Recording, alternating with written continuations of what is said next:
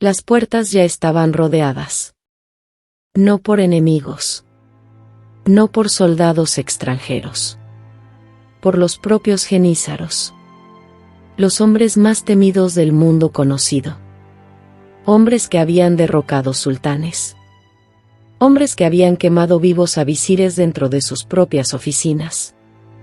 Hombres que no respondían ante nadie. Estaban parados bajo la lluvia. Las antorchas chisporroteando. Las botas hundiéndose en el lodo del segundo patio del palacio. Y estaban esperando. No a un sultán. A ella. Apareció en lo alto de los escalones sin ceremonias. Sin guardias. Sin litera de seda. Solo una mujer vestida de negro, con el rostro impenetrable y las manos quietas. La luz de las antorchas alcanzó sus ojos. Y ahí se quedó. Y uno por uno, los genízaros se inclinaron. Nadie se los ordenó. No hubo ningún edicto. No hubo ninguna amenaza. Simplemente, sabían. Esto ocurrió en 1623. El Imperio Otomano se estaba resquebrajando desde adentro. 3 sultanes en 4 años. Un tesoro que sangraba a oro. Un ejército que ya olía la debilidad en la cima, como lobos rodeando a un alce herido.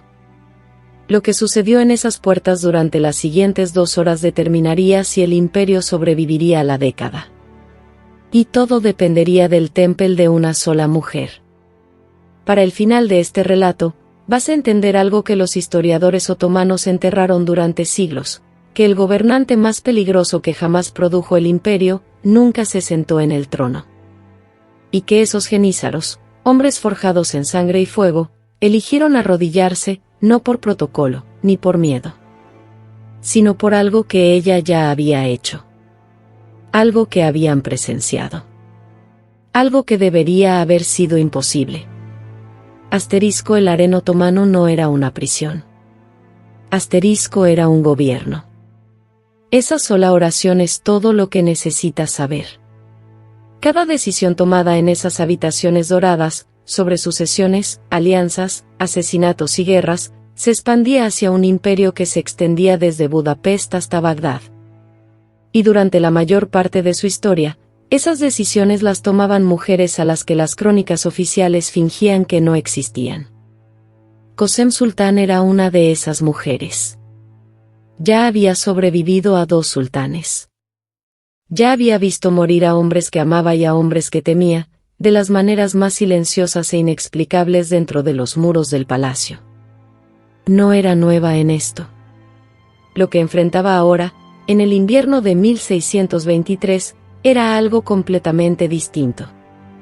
No un solo enemigo. No una conspiración que pudiera rastrear hasta una sola habitación. Era el caos. Y el caos, dentro del palacio otomano, era lo único que ninguna cantidad de inteligencia ni de oro podía controlar del todo. 3 años antes de aquella noche en las puertas, el sultán Osman II fue estrangulado por sus propios genízaros. Su crimen, haber intentado reformar al mismo cuerpo que lo mataría. Le enrollaron una cuerda de arco alrededor del cuello y jalaron. Tenía 18 años. El trono que le siguió recayó en su tío Mustafa. Un hombre tan mentalmente inestable que, según se decía, intentaba alimentar a los peces de las fuentes del palacio con monedas de oro. Su madre manejaba el gobierno. Lo manejaba mal. El imperio tambaló. Y así, en el otoño de 1623, Mustafa fue removido, y un niño de 11 años llamado Murad fue colocado en el trono. Su madre era Kösem Sultán. Y ahí es donde comienza nuestra historia. No con una coronación. Con una amenaza.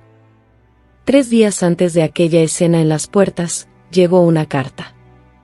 Sin firma. Sin sello. El joven paje que la entregó, apenas de 16 años, tenía las manos temblando. Su instrucción era simple: entrégala antes de la oración de la tarde, o no la entregues en absoluto. Cosem la leyó una vez. La dobló. La colocó boca abajo sobre la mesa. Luego pidió café. Sus manos estaban quietas. La carta, que solo resurgió en los archivos otomanos en los años 60, escondida dentro de un fardo de documentos judiciales dados de baja, describía una conspiración. No contra su hijo. Contra ella. Una facción dentro del cuerpo de Genízaros había decidido que una madre regente ejerciendo poder real sobre el diván era, en sus propias palabras, una ofensa contra el orden natural. Querían eliminarla. Confinarla en un palacio lejano. Reemplazarla con un regente masculino de su propia elección.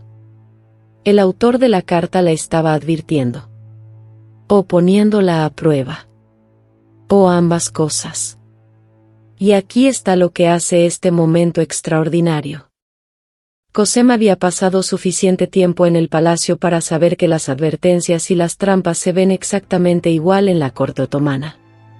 Un informante bien intencionado y un provocador deliberado usan un lenguaje idéntico. La diferencia solo se vuelve visible después de haber actuado. Entonces hizo algo que nadie esperaba. No huyó. No convocó aliados. No llamó al gran eunuco negro para un consejo a medianoche. Mandó llamar directamente al Aga de los Genízaros. El comandante de 37.000 hombres. Ella misma. Al amanecer. A solas. Kara Ali Pasha había servido bajo 3 sultanes. Nunca había sido convocado por una mujer. El mensaje que recibió fue entregado por un chambelán de confianza. Las palabras, registradas por un secretario del palacio, fueron estas. Asterisco, la valide sultán no pide. Está esperando. Asterisco. Él fue. Lo que ocurrió en esa reunión, que duró casi 2 horas según los registros del palacio, nunca fue escrito. Eso en sí mismo te dice algo. En la corte otomana, casi todo se escribía. El hecho de que no hubiera ningún escriba presente, que no se conservara ningún registro, no fue un accidente. Fue una decisión. Lo que sí sabemos es lo que ocurrió después. Kara Ali Pasha salió del palacio y fue directamente a los cuarteles. En menos de una hora, 2 oficiales de alto rango fueron trasladados discretamente a destinos en Anatolia. A ninguno se le dio una razón. Ninguno la pidió. La conspiración quedó disuelta. En una sola mañana. Pero aquí está la parte que los historiadores siguieron pasando por alto. Cosem no había roto la facción con una amenaza. No había producido un contrapeso de poder. No los había sobornado. No había prometido una campaña militar. Le había dicho algo a Kara Ali Pasha. Algo que lo hizo moverse más rápido de lo que podría haberlo hecho una orden directa del gran visir. Algo que, según todos los indicios, lo dejó asustado. ¿Qué le había dicho? Esa respuesta está enterrada en algo que ocurrió 6 meses antes. Y es la razón verdadera por la que los genízaros se inclinaron aquella noche. Pero primero, algo más tuvo que ocurrir. Algo de lo que casi nadie salió vivo. Recuerda las puertas. La lluvia. Los hombres esperando. Ahora regresa 6 meses antes. Al verano de 1623. Estambul estuvo a punto de morir de hambre. Esta es la parte de la historia de Cosem que casi nunca se cuenta. El teatro político del palacio es dramático y memorable. La logística de alimentar a una ciudad de 700.000 personas no lo es. Pero la logística, en el siglo XVII, era la razón por la que se perdían guerras. Y por la que se derrumbaban los imperios. La crisis de granos de 1623 no comenzó con una sequía. No comenzó con una hambruna. Comenzó con un robo. Una red de proveedores del palacio, hombres con contratos imperiales para entregar grano desde Egipto y los Balcanes, había estado sustrayendo de manera sistemática. No de forma dramática. No de forma visible. Solo un poco de cada envío. Un saco aquí. Un ajuste de peso allá. El tipo de corrupción que tarda años en volverse catastrófica. Y para cuando lo hace, el crimen original está enterrado bajo miles de decisiones posteriores. Para julio de 1623, los graneros principales de la ciudad estaban 30% por debajo de los niveles necesarios para un suministro invernal estable. Los genízaros lo sabían. Tenían informantes en todas partes, en los mercados, en los muelles, en las estaciones de pesaje a lo largo del Bósforo. Y los soldados hambrientos son soldados furiosos. Los soldados furiosos en Estambul tenían una larga tradición de expresar sus sentimientos a través del fuego. El gran visir, un hombre llamado Gurku Mehmed Pasha, había sido informado del déficit. Su respuesta, encargar un informe. El informe fue entregado. Encargó otro informe. Mientras tanto, estalló un motín del pan en el barrio de Tatakale. 3 puestos del mercado fueron quemados. Un comerciante de granos fue golpeado. Su nombre era Vasili. Un cristiano griego.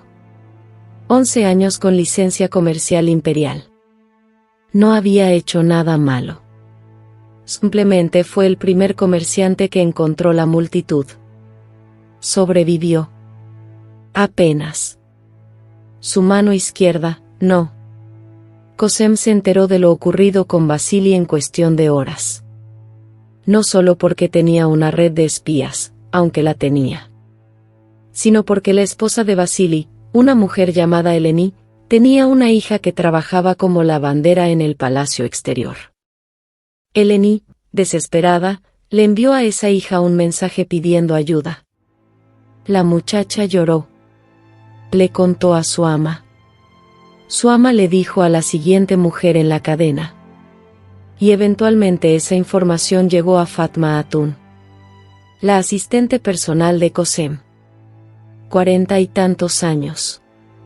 En el palacio desde el reinado de Ahmedi. Una mujer que entendía, de manera instintiva, que necesitaba saber su señora y cuándo.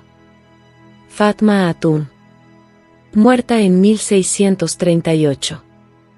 Mencionada en 3 inventarios de la corte otomana. Su papel en esta cadena de información nunca ha sido estudiado formalmente. Debería. Cosem no envió una delegación. No presentó una petición al gran visir. Mandó llamar al guardián del granero imperial. Un burócrata llamado Davud Celebi. 53 años. 8 años en el cargo. Un hombre que se enorgullecía de su invisibilidad. Y Cosem le dijo exactamente lo que sabía. Los déficits. Los proveedores. Las rutas. Las fechas. Davud Celebi no era un hombre corrupto. Era un hombre cómplice. Que es diferente. Había sabido del robo. Había mirado hacia otro lado porque los hombres que lo hacían tenían conexiones que él temía. Se había dicho a sí mismo que no era su problema. Cosem le dijo que ahora sí lo era. Lo que sucedió después fue rápido. 3 de las familias contratistas fueron despojadas de sus licencias imperiales en una semana. Se negociaron compras de emergencia de grano a través de los propios contactos financieros de Cosem en Egipto, eludiendo por completo los canales normales. Y Davud Celebi, aterrorizado y agradecido en partes iguales, se aseguró de que los suministros llegaran antes del invierno. Estambul no murió de hambre. Los genízaros lo notaron. No porque alguien se los dijera, sino porque su ración de pan se mantuvo estable. Porque los mercados permanecieron abiertos. Porque lo que debería haber ocurrido, los disturbios, los incendios, el caos, simplemente no ocurrió. Y en los cuarteles, La voz corrió como siempre corre entre hombres que viven juntos y comparten cada comida. En silencio. Con precisión. Sin atribución. Asterisco fue ella. Eso fue lo que Qasem le había dicho a Kara Ali Pasha en aquella reunión de 2 horas. No una amenaza. No un trato. Le había contado lo que había hecho. Se lo había expuesto, con la calma específica de alguien que quería que él entendiera exactamente cuánto sabía, y exactamente de lo que era capaz. No había dicho, te destruiré si actúas contra mí. Lo que había dicho, en efecto, era. Asterisco, yo soy la razón por la que tus hombres comieron este invierno. Asterisco, y tú lo sabes. El Aga de los Genízaros la miró. Y comprendió. Pero hay algo más. Algo que nadie ha sopesado del todo. Porque la crisis del grano era la parte visible. Lo que Qasem había hecho en las sombras, en los meses anteriores al motín del pan, era algo mucho más calculado. Aquí está la pregunta que ningún historiador hace directamente. Porque la respuesta es incómoda. ¿Cómo supo Qasem Sultán sobre el déficit de granos antes que el propio gran visir? La respuesta oficial, tenía buenos informantes. Una red de inteligencia bien organizada. Eso es cierto. Y no explica nada. Porque los contratos de granos no eran documentos del palacio. Eran administrados a través del Tesoro Imperial, a través de la oficina del Defterdar en jefe, el director de las finanzas imperiales. Y eran mantenidos deliberadamente separados de la administración del harén. Esto no era un accidente. Era una política. La separación explícita e intencional de las mujeres del palacio respecto a la gobernanza financiera era uno de los principios burocráticos fundacionales del sistema otomano. Los documentos deberían haber sido inaccesibles para ella. Y sin embargo los tenía. Específicos. Precisos. Fechados. La respuesta surgió en un artículo académico de 1971, escrito por la historiadora turca Mubat Kutukolu, publicado en una revista leída casi exclusivamente por especialistas y nunca traducida al inglés. Estaba en una sola línea de un registro de tesorería dado de baja de 1622. El registro señalaba, sin ningún comentario, que un conjunto de registros duplicados de suministros había sido ordenado por alguien listado únicamente como V.S. Valide Sultán y entregado al Palacio Interior. Un año antes de la crisis. Antes de que hubiera ningún signo visible de problema.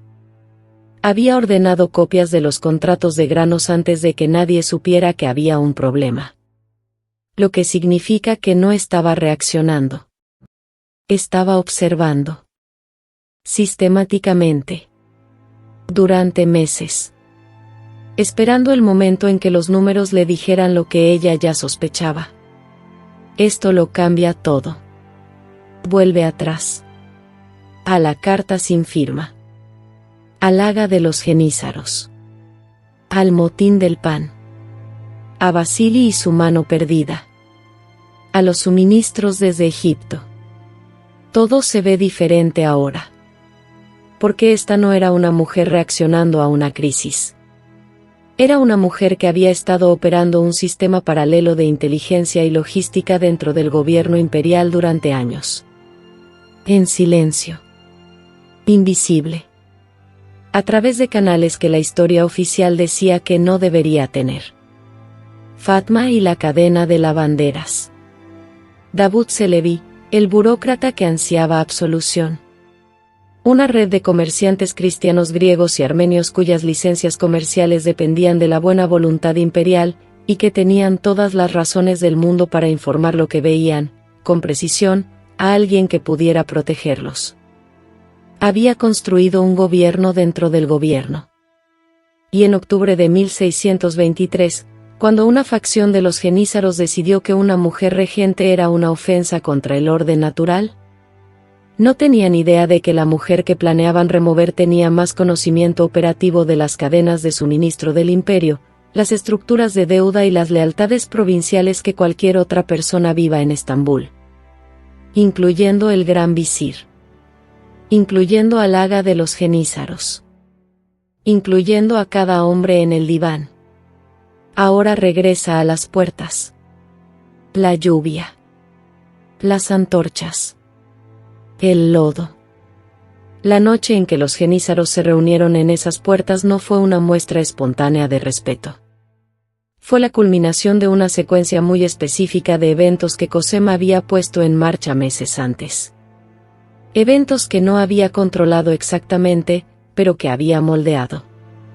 Como el agua encontrando su nivel. Una presión que se acumula presosamente en la dirección que ella necesitaba. Apareció en lo alto de los escalones. Luz de antorchas. Lluvia. Negro de viuda. Y los jenízaros se inclinaron. No porque fuera poderosa, sino porque entendieron, finalmente, qué tipo de poder era el suyo. El tipo que mantenía su ración de pan estable mientras la ciudad ardía a su alrededor. El tipo que disolvía una conspiración sin un solo movimiento visible. El tipo que ya sabía lo que ibas a hacer antes de que tú mismo decidieras hacerlo. Había alguien más observando desde detrás de las puertas esa noche. Alguien que no se había inclinado. Y que ya había decidido que ella tenía que desaparecer. Cosem Sultán gobernó el Imperio Otomano como regente de su hijo Murad IV desde 1623 hasta 1632. 9 años. Durante ese tiempo administró un tesoro en crisis, un ejército estructuralmente ingobernable y una administración provincial plagada de gobernadores que trataban sus nombramientos como feudos personales. No lo hizo de manera limpia. Nadie podría haberlo hecho. Hombres que eran amenazas murieron. Hombres que eran útiles fueron recompensados. Se construyeron alianzas con poblaciones, cristianos, judíos, comerciantes armenios, mercaderes griegos, que la ideología otomana oficial decía que no deberían tener ningún acceso al poder imperial. Lo tenían. A través de ella. Su hijo Murad creció viendo gobernar a su madre. Y luego, en 1632, comenzó a gobernar él mismo. Tenía 20 años. No estaba agradecido. Lo primero que hizo Murad IV cuando tomó el poder personal fue ejecutar a su gran visir. Lo segundo fue emitir una serie de edictos que restringían el movimiento y la influencia de las mujeres en el hogar imperial. No ejecutó a su madre. Quizás entendía de lo que era capaz. O quizás simplemente no podía hacerlo. Los registros de la corte de 1632 guardan un silencio cuidadoso sobre la dinámica entre ellos. Murad IV ejecutó personalmente a un estimado de 20.000 personas durante su reinado. Prohibió el café, el tabaco y el alcohol bajo pena de muerte, y al parecer hacía cumplir la prohibición él mismo, caminando por las calles de Estambul de noche. Fue también, paradójicamente, eficaz en lo militar. Reconquistó Bagdad en 1638. Estabilizó la frontera oriental. El imperio no colapsó bajo su mando. Pero el costo fue enorme. Cuando Murad IV murió en 1640, el hombre que había designado como sucesor era su hermano Ibrahim. Ibrahim, conocido en la historia casi exclusivamente como Ibrahim el Loco, era todo lo que Murad había sido. Sin la competencia militar. Cosem, todavía viva, todavía en el palacio, se encontró siendo regente nuevamente. Esta vez de su nieto. Un niño de 5 años llamado Mehmed. Tenía poco más de 50 años. Había estado en ese palacio durante más de 40. Había sobrevivido el estrangulamiento de un sultán, la destitución de otros 2, una crisis de granos, una conspiración de jenízaros y una década de la violenta paranoia de su propio hijo. Y estaba exhausta. La mujer que había construido un gobierno paralelo dentro de la burocracia imperial, que había entendido décadas antes que el poder real en el sistema otomano era logístico e informativo y no ceremonial, ahora gobernaba por puro impulso. Reputación. La infraestructura que había construido cuando era joven y rápida e imposible de sorprender. Pero el tiempo cambia las cosas. Las redes envejecen. Los informantes mueren o cambian de lealtades. Las personas que sabían lo que había hecho en el granero en 1623 eran cada año menos. Y había alguien nuevo en el palacio. Su nuera. La madre del sultán niño. Una mujer llamada Turan Sultán. Joven. Feroz. Paciente. Turan había estado observando a Qasem durante años. Y había aprendido de ella. En la noche del 2 de septiembre de 1651, Qasem Sultán fue encontrada muerta en sus aposentos. Tenía aproximadamente 60 años. Había sido estrangulada. El más antiguo y más otomano de los finales palaciegos. Con una cuerda de cortina. Mientras supuestamente intentaba esconderse dentro de un armario. No hubo juicio. No hubo condena. No hubo justicia. Solo una cuerda. Y una puerta cerrada. El relato oficial culpó a una conspiración entre sus propios sirvientes domésticos. Algunos historiadores lo aceptan. Otros señalan que el momento, justo cuando Turan Sultán estaba consolidando su propia posición, fue notable. Nadie fue formalmente castigado por el asesinato. La cuerda de cortina nunca fue presentada como evidencia. Y Turan Sultán sirvió como regente de su hijo hasta que éste alcanzó la mayoría de edad. Gobernó con eficiencia. Construyó alianzas. Administró el ejército. Había estudiado a la maestra correcta. La mujer que aprendió el poder de Qasem fue la misma que ordenó, o permitió, su muerte. Lo que significa que el tributo más completo que Qasem jamás recibió fue también el que le quitó la vida. Vuelve a las puertas. Una última vez. La luz de las antorchas. La lluvia. Los hombres en sus botas, parados en el lodo. Hemos pasado todo este relato construyendo hacia esa imagen. Y ahora que sabes lo que vino antes de ella, la carta, el granero, los registros del tesoro, el gobierno paralelo, la imagen significa algo completamente diferente. Los genízaros no se inclinaron ante una mujer. Se inclinaron ante un sistema. Uno que ellos no habían construido, no habían sancionado, del que ni siquiera habían sido conscientes. Y que sin embargo los había mantenido vivos, alimentados y operativos durante años.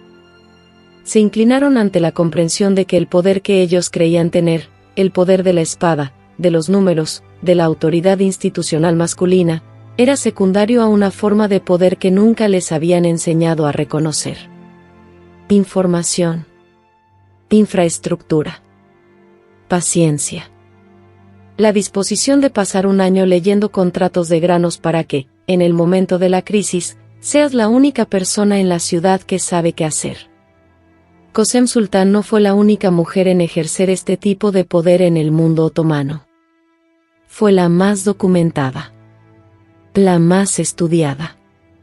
Y aún así, de alguna manera, la menos comprendida. Porque comprenderla requiere admitir algo incómodo sobre cómo funciona realmente el poder. Rara vez se anuncia a sí mismo. No marcha por las puertas con trompetas. Se sienta en una silla baja. Bebe café. Lee los informes que nadie más pensó en solicitar. Y espera. Los genízaros que se inclinaron aquella noche regresaron a sus cuarteles. La mayoría vivieron vidas ordinarias. Algunos murieron en las campañas de los años 30. Algunos envejecieron y se retiraron a aldeas en Anatolia o los Balcanes. Ninguno escribió jamás lo que sintió en ese momento. No tenemos sus palabras. Pero la acción habla. La inclinación es el documento. Y aquí está la pregunta que quiero dejarte. No sobre Qasem Sultán específicamente, sino sobre el sistema que la obligó a operar como lo hizo. ¿Qué significa que la administradora más eficaz que produjo el Imperio Otomano en el siglo XVII haya tenido que construir su gobierno en secreto, dentro de un edificio que oficialmente no podía abandonar, a través de canales a los que se suponía que no debía tener acceso? ¿Qué significa que la única manera en que una mujer de su capacidad pudiera gobernar fuera haciéndose lo suficientemente invisible como para que los hombres a su alrededor mantuvieran la ficción de que ellos estaban a cargo? ¿Y cuántas Qasem hubo, en el Palacio Otomano, en las cortes medievales de todo el mundo, en cada institución que alguna vez le dijo a sus personas más capaces que la sala donde se toman las decisiones no es para ellas? ¿Que no sobrevivieron? ¿Que no tuvieron a Fatma pasando mensajes a lo largo de la cadena? ¿Que no tuvieron a Davud Celebi lo suficientemente desesperado para cooperar? ¿Que no tuvieron a un Aga de los genízaros lo suficientemente inteligente para reconocer lo que tenía ante sus ojos? Nunca sabremos sus nombres. El archivo tiene una cuerda de cortina donde deberían estar sus registros. Si este relato cambió la manera en que entiendes el poder, no solo en la historia otomana sino en cualquier institución, en cualquier estructura, en cualquier sistema que insiste en saber dónde pertenece la autoridad, compártelo. No porque el algoritmo lo necesite, aunque sí lo necesita, sino porque esta es la clase de historia que no se cuenta a menos que alguien decida que debería hacerlo. Suscríbete si quieres quedarte dentro de este mundo. El siguiente video va a un lugar más oscuro. El reinado de Ibrahim el Loco. Y la noche específica de 1648 en que las mujeres del harén tomaron una decisión que ni siquiera Qasem Sultán se había atrevido a tomar. Esa historia involucra una orden firmada, una habitación cerrada con llave, y un sultán que ya estaba llorando antes de que abrieran la puerta. Nos vemos ahí.